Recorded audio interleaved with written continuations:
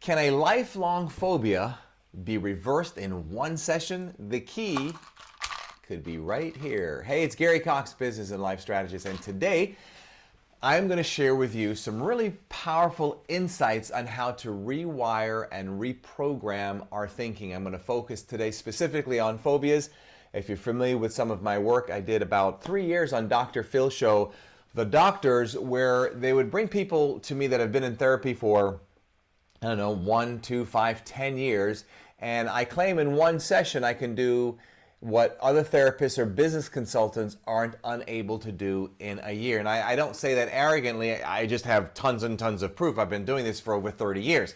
Now, if you have a severe phobia, you are not going to be able to watch this and just look at this information and feel that you're going to reverse it right away. If it's very, very, very deep and severe, then you're going to need some professional help.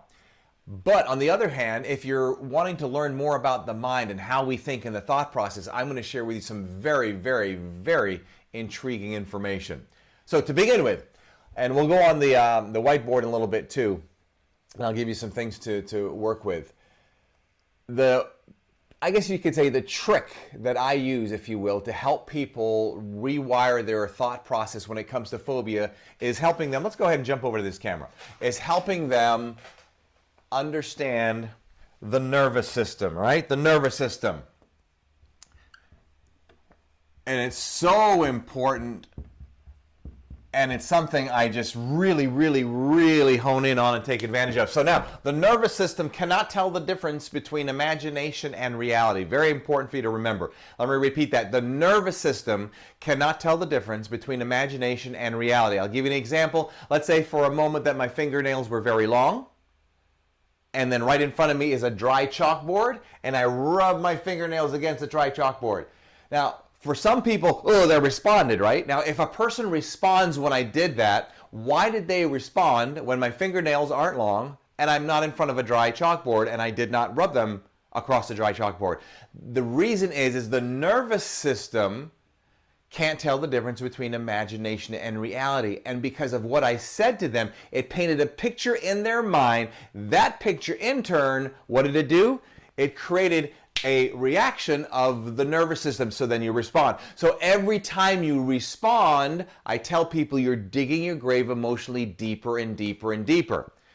And the strategy I'm going to show with you that's in this container is one of the strategies that I used with a lady that had a major phobia of needles, and I'll show you that strategy in just a moment.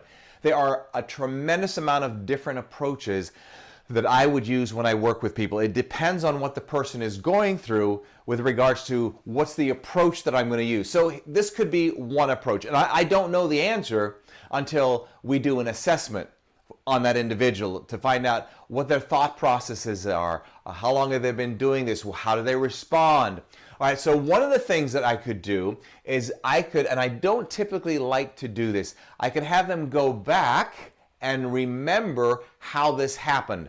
Now, sometimes I work with people that have major trauma or major phobias and they have no idea how it happened. And I don't need to know that, but if we did know that, what we could do is we take it in little steps, if you will.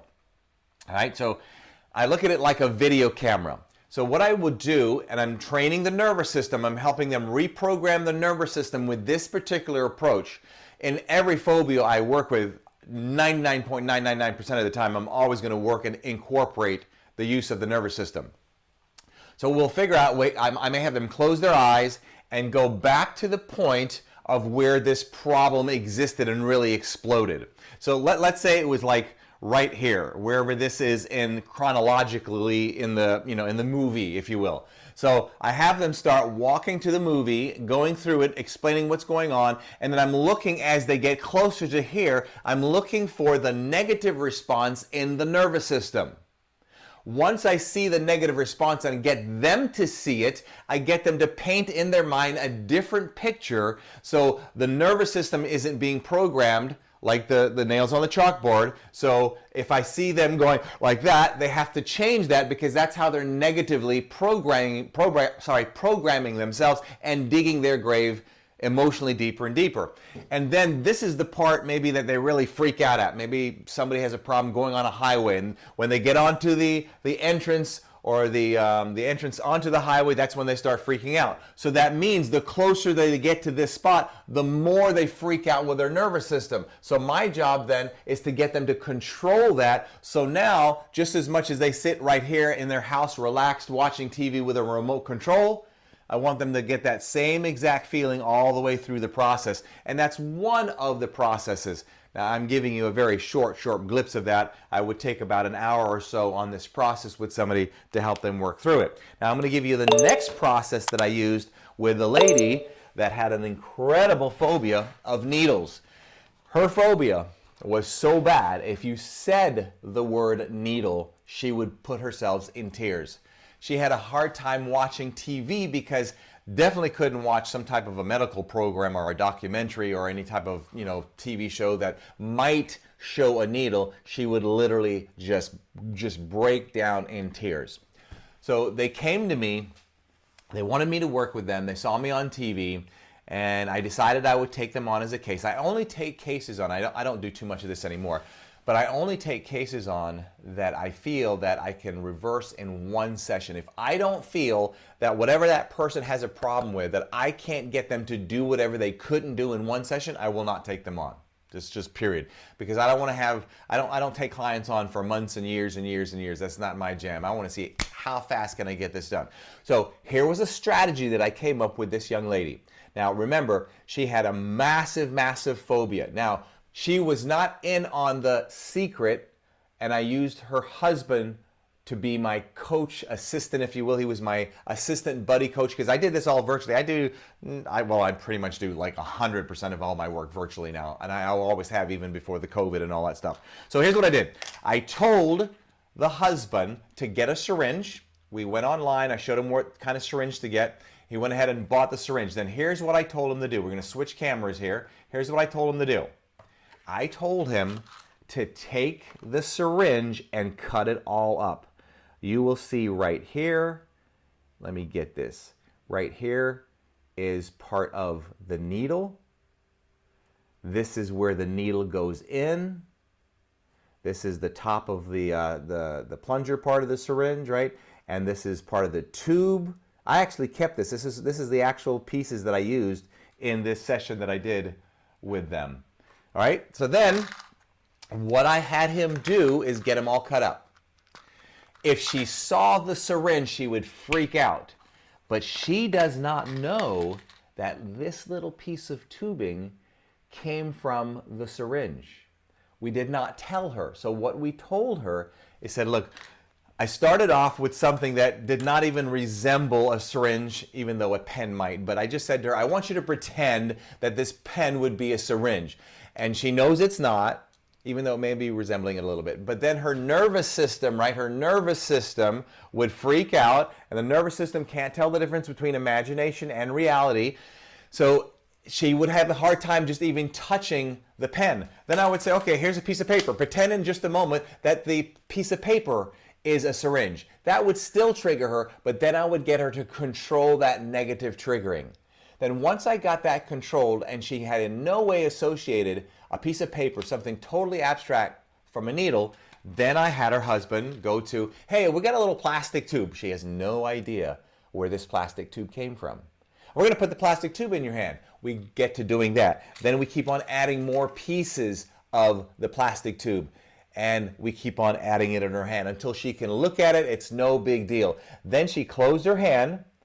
And then the next part was the part that was the eye opener. But we have to be really, really careful because she was so severe. If I said or did it wrong, I said to her, which I eventually did, do you know what is in your hand?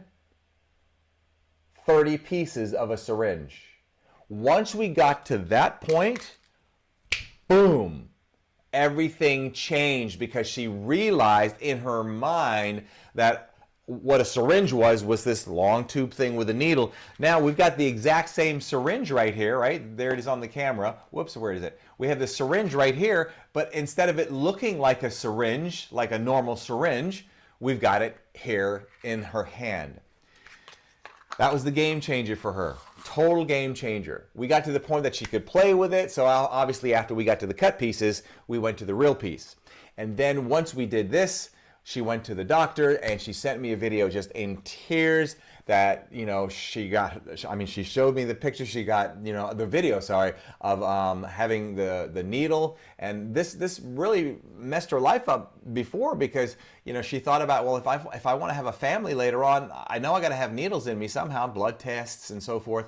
So it was a game changer. Now, caution, don't try this on somebody, or these strategies on somebody that's really severely phobic, because what you could do if you don't know what you're doing, you could make it a lot worse than it is. I just want to give you some insights and some ideas on how we rewire our mind and how we can learn to really change the way we think. All right, hope you've enjoyed it. Love to see your comments below. Subscribe if you don't mind. Our YouTube channel got hacked a little some time ago, and we'd love to have your support and have you hang with us. I'm out of here. Between now and the next time we get the chat, you know what to do. And if you don't, you do now. The title of my book, Don't Let Others Rent Space in Your Head. Have an awesome day. We'll see you.